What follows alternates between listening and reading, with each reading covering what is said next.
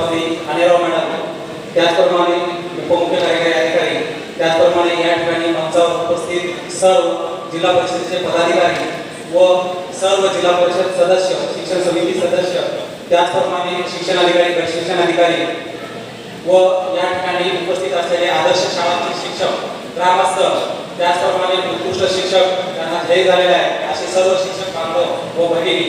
तर या ठिकाणी सर्व शिक्षक बांधवांच्या वतीनं या ठिकाणी मनोगत व्यक्त करण्यासाठी मला संधी दिलेली आहे.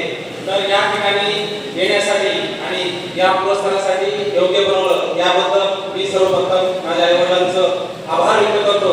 त्यानंतर जिल्हा निवड समितीनं पुरस्कारासाठी माझी दखल घेतली आणि माझी 2021 या पुरस्कारासाठी निवड केली, त्याबद्दल त्यांचं देखील मी या ठिकाणी आभार व्यक्त करतो.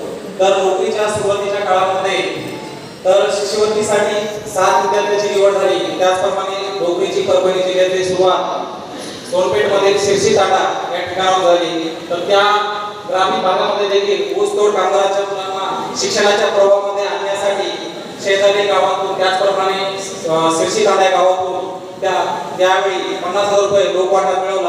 आणि शिरशी तांडा हे गाव असं होतं की पूर्ण संपूर्णपणे ऊसतोड कामगारांचं गाव होतं. अशा कामगारांनी आपल्या खिशातील शाळेच्या सुधारणेसाठी 50,000 रुपये लोकवाटा दिला. त्यानंतर जिल्हा परिषद शेतगावा या ठिकाणचा आवर्जून उल्लेख केला लागतो. त्या ठिकाणी आल्यानंतर तेथे ग्रामस्थांनी शिक्षकांच्या विचाराला प्राधान्य देऊन शाळेसाठी 7 लाख रुपये वर्गणी 2016 मध्ये जमा करून दिली. आणि यामध्ये सर्वस्वी वाटा ग्रामस्थांचा, त्या ठिकाणच्या केंद्र प्रमुख, मुख्याध्यापक, शिक्षकांचा आहे. आणि जिल्ह्यातील 2016 साली एक सुंदर शाळा त्या ठिकाणी बनली. त्यानंतर इटलापूर या ठिकाणी देखील सुंदर कार्य केलं. त्यानंतर ब्राह्मणगाव या ठिकाणी आल्यानंतर शाळा सुंदर, एक ग्रामस्थ, त्याचप्रमाणे ग्रामपंचायत आणि जिल्हा परिषद सदस्य, शिक्षण सभापती यांच्या सहकार्यातून ब्राह्मणगावची शाळा एक सुंदर शाळा उभी राहिलेली आहे. आणि आज या ठिकाणी या शाळेमध्ये विद्यार्थ्यांना विज्ञानाच्या माध्यमातून वैज्ञानिक कर्तृत्व निर्माण केला.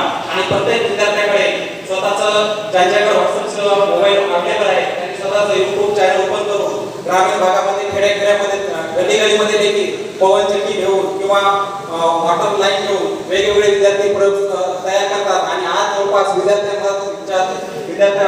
जवळ 100 प्रयोगांचं संकलन आहे. त्याचप्रमाणे कोविड-19 काळामध्ये शाळा अभ्यास आली या उपक्रमांतर्गत ग्रामस्थांच्या सहकार्याने गावामध्ये फलक उभारणी करून गावामध्ये त्या ठिकाणी शाळेतील शिक्षकांनी संपूर्ण कोविड काळामध्ये शाळेमध्ये शिक्षणामध्ये कोणत्याही प्रकारचा खंड न पडू देता त्या ठिकाणी शाळा चालू राहिली. आणि आपण या ठिकाणी विद्यार्थ्यांना ज्ञानावर भर देण्याऐवजी त्या ठिकाणी विद्यार्थी त्याच्या ज्ञानाचा उपयोग प्रत्यक्षपणे त्याच्या उपयोजना दैनंदिन जीवनामध्ये करतात.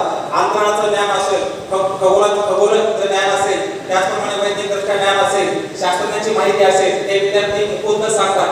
आजही मला अभिमान वाटतो की या ठिकाणी ग्रामस्थांच्या वतीनं शाळेला खूप मोठ्या प्रमाणात सहकार्य केलं जातं. आणि विद्यार्थ्यांना आजही विज्ञानाचे धडे किंवा संपूर्ण सिलेबस त्यांना मुखोद्गत तोंडपाठ आहे. शिक्षक जसा टीचिंग करतो तसं विद्यार्थी त्या ठिकाणी समोर येऊन पुस्तक हातात घेता टीचिंग करू शकतात.